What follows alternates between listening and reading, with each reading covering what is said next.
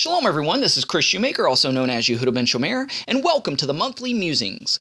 This month I want to tackle two topics, divine biblical cosmology and dinosaurs.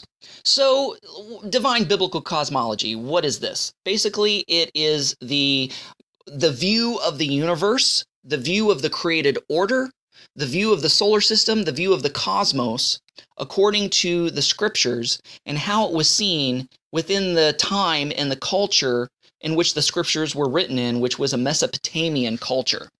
So, in recent years, a revival of a pre-Galilean, geocentric universe and worldview has made its way back, not only in religious, but, believe it or not, secular circles.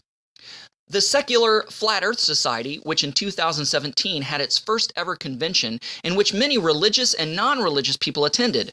So in religious circles, this flat earth view has seen a resurgence, especially in the extreme Christian right and the extreme right of the Hebrew roots religious circle and movements. So what has caused this revival in belief of a flat disc-shaped earth? For the religious, it's taking the Hebrew, Aramaic, and Greek languages of the Bible literally in every single case and instance when speaking of the cosmos and the created order and its operation.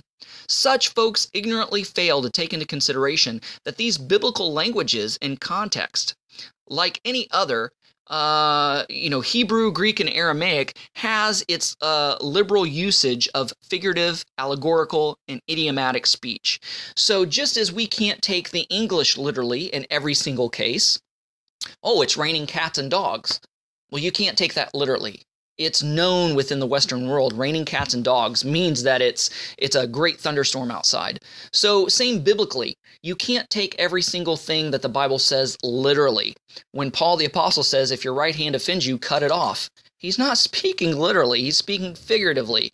So just as the English language has its figurative, allegorical, and idiomatic speech, same with Hebrew, Greek, and Aramaic. And so we can't take the Bible literally every single time. We've got to see what the context is and see whether the scriptures is speaking literally, figuratively, allegorically, or idiomatically.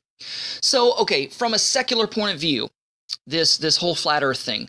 Secularly, it is conspiracy theorists that predominantly believe in a flat earth. They believe that NASA and all the world government, space, and astronomical organizations and agencies are in cahoots together to fool the masses into believing in a heliocentric universe with a spherical earth. My question is, to what purpose or advantage over the populace is this? I can't even begin to figure it out. If there was some sort of advantage to believing in a flat earth, or if there was an advantage to believing in a spherical earth as opposed to a flat earth, some conspiratorial advantage, okay, then I might be able to better buy into a flat earth. But I can't see what there is in any advantage of making the world believe we live on a sphere instead of a disc. I just don't see it. And with other various world governments in disagreements with each other and at each other's throat and always on the verge of war, I can't swallow that they would all be united in fooling the people of the world that the world is a sphere and not a disc. You would think that one or more space agencies of the world would blow such a conspiracy wide open if indeed the Earth was flat. Not only that, there are private businesses and billionaires who are sending their own satellites up into space and orbit. And with all these computer hackers, it wouldn't really take much for a computer hacker to hack in to one of these satellites and to prove definitively that the Earth is a disk and not a sphere. So we must remember that the Bible was not penned in a cultural vacuum or void. It was written in a Mesopotamian, Middle Eastern culture, context, and worldview. And language and biblical cosmology references bear this out. Adonai wanted to relay his word, revelation, and will in a culturally understandable and relevant way when it was written, and it was not so concerned with being scientifically factual. Thus, the Bible is not, nor was ever meant to be a scientific textbook. That being said, the predominant pre-scientific cosmological worldview of the time was that the Earth was a flat disk. And we see this in Isaiah 40:22, Proverbs 8:27, Job 26:10. And it was founded upon water, according to 1 Samuel 1:28, Job 38, verses 4 through 6, and Psalm 104, verse 5. That man lived upon it, that we lived upon a flat disk. These verses kind of hint and allude to that. It was also believed that the flat earth had an underworld of the dead, according to Job 26, verses 5 through 6, and Jonah chapter 2, verses 5 through 6, which is called in the Hebrew Sheol and is translated in English Bibles as hell, the grave, or the pit.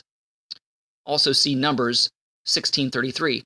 So beneath this flat disk earth and beneath the realm of the dead was the pillars or the foundations of the earth. According to 1 Samuel 1:28, 2 Samuel 22:16, Job 38, verses 4 through 6, and Psalm 104, verse 5. Beneath the foundations of the earth was the abyss, according to Psalm 24, 1 and 2, Psalm 136, verse 6, and Genesis 49:25, and finally Exodus 20, verse 4. Bordering the flat earth and the sea was the pillars of heaven, according to 2 Samuel 22:8 and Proverbs 8:29, believed to support a sky dome called the firmament, according to Genesis 1, 6 through 8, Job 37:18, and Psalm 19, verses 4 through 6, as well as Job 22:14, Job 37:18, and Proverbs 8:27 through 28, and Amos 9:6. Josephus, in his work From Creation to the Death of Isaac, said in 1.130 that the firmament was crystalline. In other words, solid. This is where the sun and moon and stars are affixed, and in which could be open to let the windows of heaven could be let open to let water in from the water dome above the sky dome. So if you imagine a snow globe, okay, it's a flat disc with a little scenery in it, and there's a dome over top of that, and we shake it up and we see the snowfall. That was sort of the worldview of the Mesopotamians of how they seen the earth.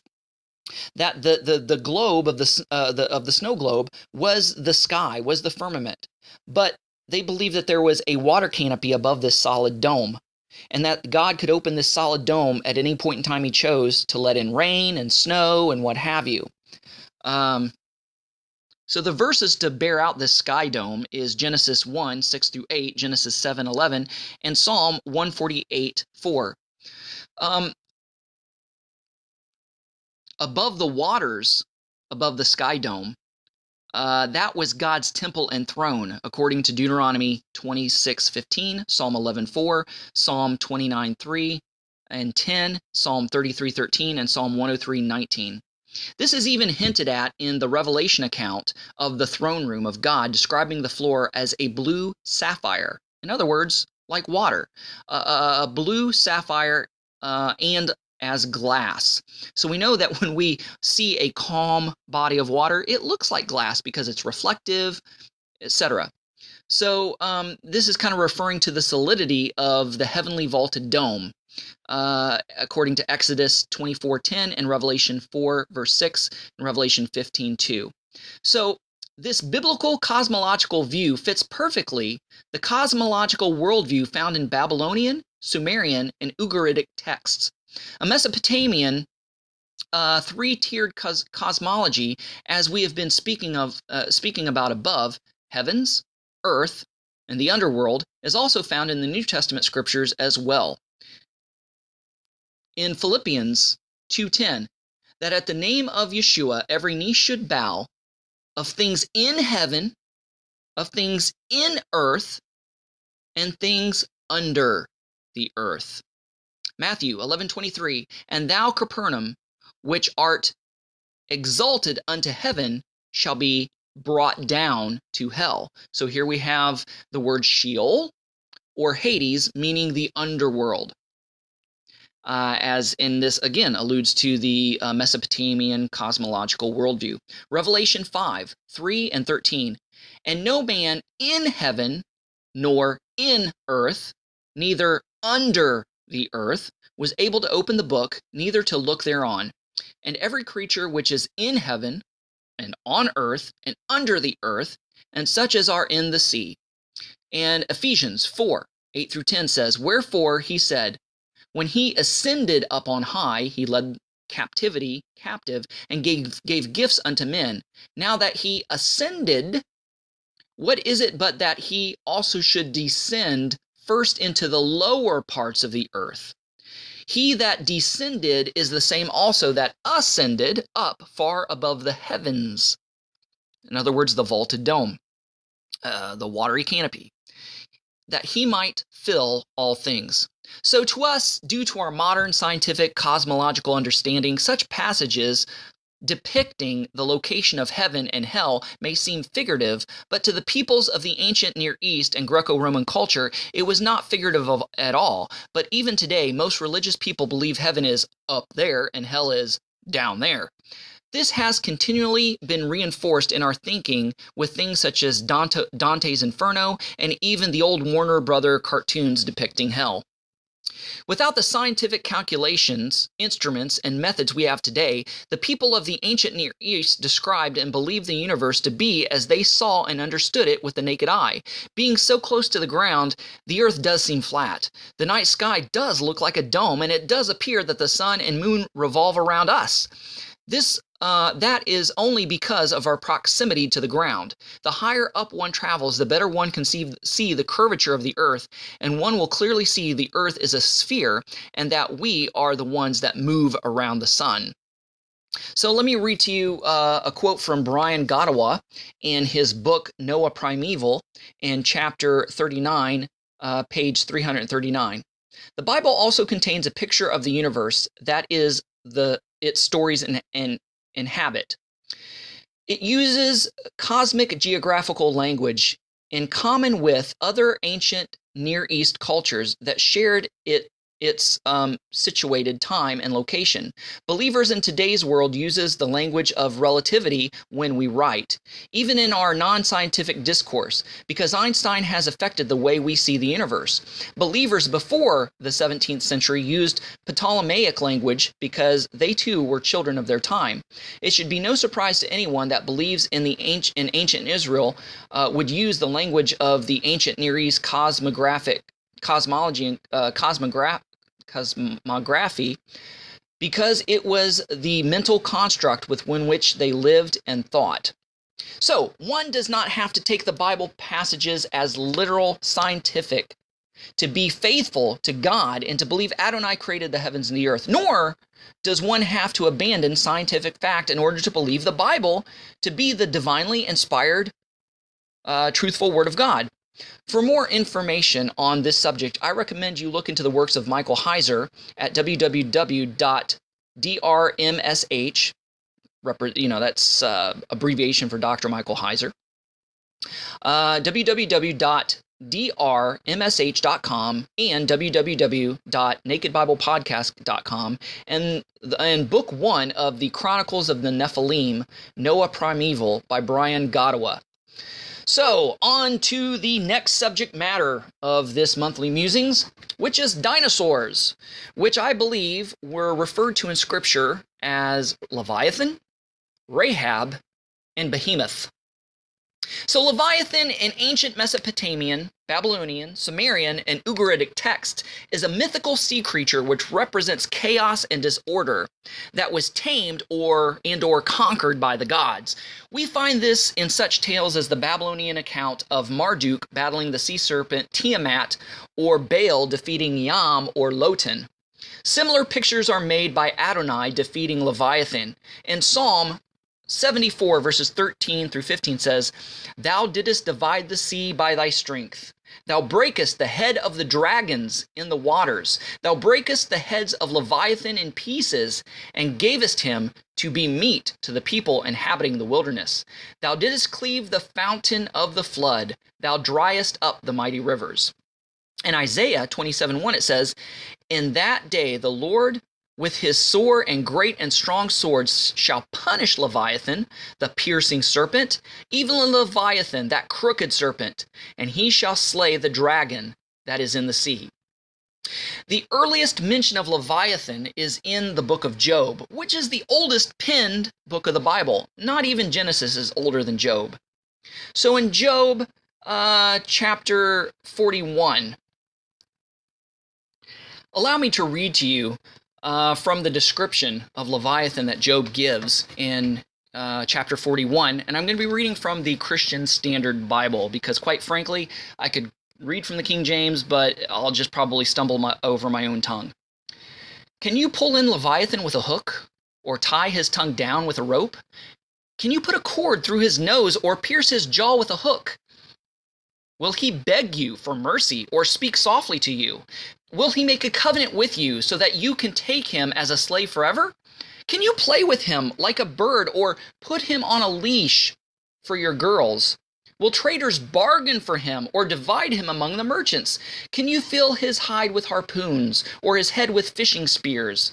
Lay a hand on him, and you will remember the battle and never repeat it. Any hope of capturing him proves false. Does a person not collapse at the very sight of him? No one is ferocious enough to rouse Leviathan. Who then can stand against me? Who confronted me that I should repay him? Everything under heaven belongs to me. I cannot be silent about his limbs, his powerful and his graceful proportions. Who can strip off his outer covering? Who can penetrate his double layer of armor? Who can open his jaws, surrounded by those terrifying teeth? His pride is in his rows of scales, closely sealed together. One scale is so close to another that no air can pass between them. They are joint to one another, so closely connected they cannot be separated. His snorting flashes with light, while his eyes are like the rays of dawn. Flaming torches shoot out of his mouth. Fiery sparks fly out.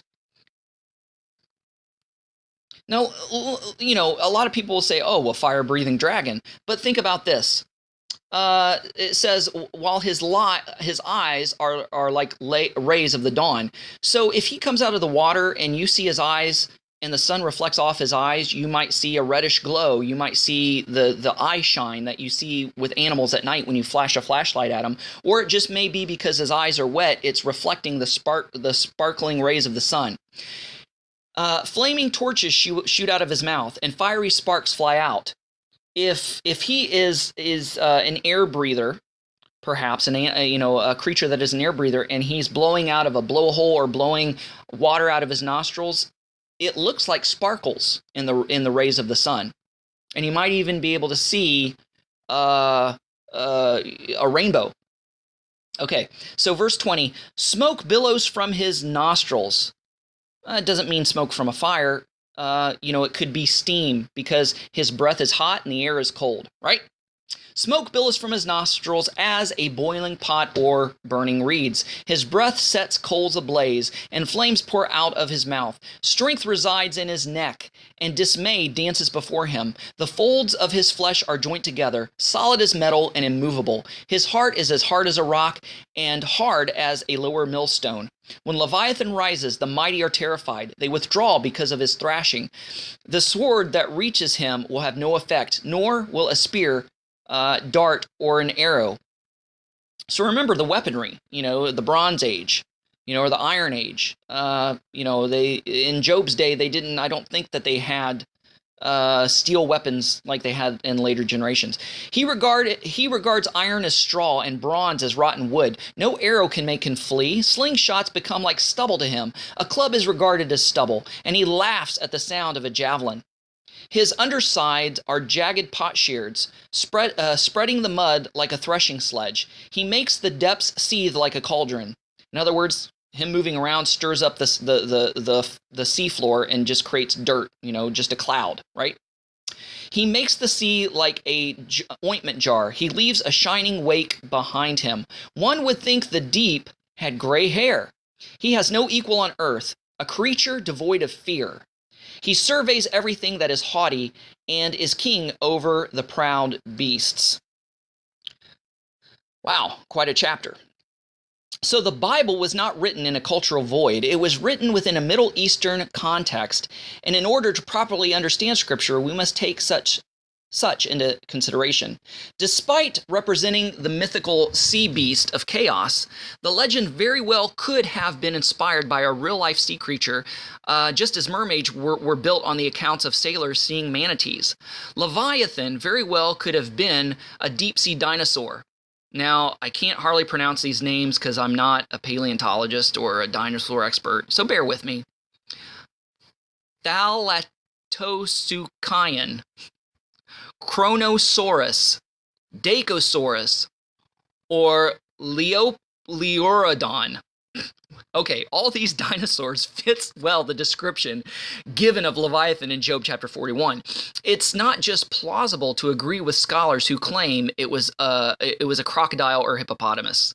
So a crocodile and a hippopotamus could be easily conquered by man through spears and through weapons that they had, even though that they had hard hides, etc. So it's not plausible, as some modern scholars, to say that Leviathan was a crocodile or hippopotamus. I don't buy it. I don't believe it. So a similar picture can be seen in the New Testament book of Revelation. Revelation 12:3, 13:1, and 17:3 are perfect descriptions of the Babylonian dragon Tiamat.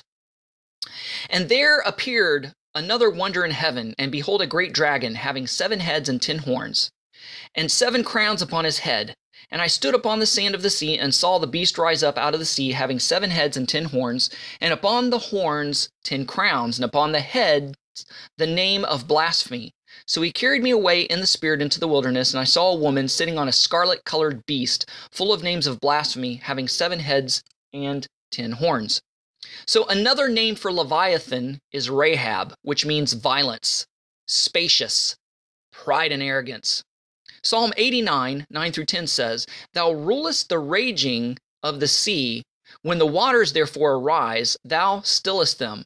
Thou hast broken Rahab in pieces, as one that is slain. Thou hast scattered thine enemies with thy strong arm. Again, this psalm is referring to the Babylonian, Sumerian, Ugaritic texts of the gods conquering Rahab and Tiamat. And they're attributing this conquering of this mythical sea monster of chaos to Adonai, the God of Israel. So Isaiah 51, 9 through 10 says, Awake! Awake, put on strength, O arm of the Lord. Awake, as in the ancient days, in the generations of old. Art thou not it that hath cut Rahab and wounded the dragon? Art thou not it which hath dried the sea, the waters of the great deep, that hath made the depths of the sea a way for the ransom to pass over? So it all relates back to bringing order to chaos, as found in Genesis 1, 1 through 3. In the beginning, God created the heaven and the earth was without form and void, and darkness was upon the face of the deep. This talks about chaos, right? Going back to the mythical sea creature of chaos in the Babylonian, Sumerian, and Ugaritic texts. And the Spirit of God moved upon the face of the water, and God said, Let there be light, and there was light. So, another ancient mythical creature representing chaos and disorder on land is Behemoth, as found in Job chapter 40, verses 15 through 24. And I'm going to be reading from the Christian Standard Bible. Look at Behemoth, which he made along with you. He eats grass like cattle. Okay, he's a herbivore. He's a land creature. Look at the strength of his back and the power in the muscles of his belly. He stiffens his tail like a cedar tree. I've read commentaries where they're saying Behemoth is a hippopotamus. I'm sorry, but a hippopotamus does not have a tail that can stiffen and sway and swing like a cedar tree. It's more like a cedar twig. He stiffens his tail like a cedar. The tendons of his thighs are woven firmly together. His bones are bronze tubes. His limbs are like iron rods. He is the foremost of God's works. Only his maker can draw the sword against him. The hills yield food for him. While all sorts of wild animals play there, he lies under the lotus plants, hiding in the protection of the marshy reeds. So he's a land creature. He also likes the swamps. Lotus plants cover him with their shade, the willows by the brook surround him. Though the rivers rage, Behemoth is unafraid. He remains confident, even if the Jordan surges up to his mouth. Can anyone capture him while he looks on, or pierce his nose with snares? Some scholars erroneously attribute this creature to an elephant, a rhinoceros, or a hippo, which again is a far stretch because none of these animals has even had a tail that swung like a cedar tree. However, some herbivoric dinosaurs did, and such are the ones the Book of Job was likely referring to: the Diplodocus, formerly known as Brontosaurus, the Apatosaurus, or even maybe a Stegosaurus. These would fit the description of Behemoth. So one may argue that dinosaurs were not around when human beings were. Not true. There's been fossilized human and dinosaur footprints found side by side, which confirm what creationists such as Ken Ham and Kent Hovind says. If you want to look more into this, see www.answersingenesis.org and www.drdino or drdino.com. Creationists such as Ken Ham and Ken Hovind believe that dinosaurs and humans lived together at the same time. Dinosaurs are nothing more than very large reptiles or amphibians. Due to the former hyperbaric chamber that the Earth was encased in prior to the flood of Noah, and due to the longevity, they grew to enormous heights. Some may wonder how such gigantic creatures could have been taken on Noah's Ark, if at all. They didn't take the adults.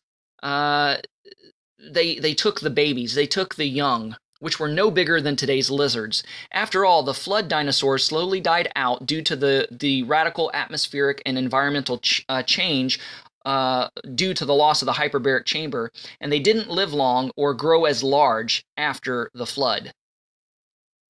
So we still see accounts of the medieval accounts of dragons being slain, even in the apocryphal literature of Bel and the Dragon, where Daniel himself slays a dragon.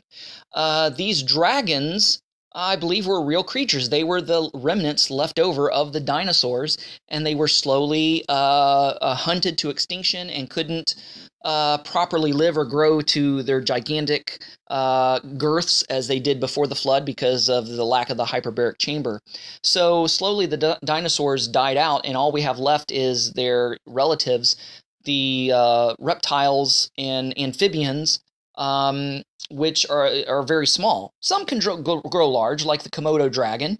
They can grow to an impressive size, as well as crocodiles and alligators.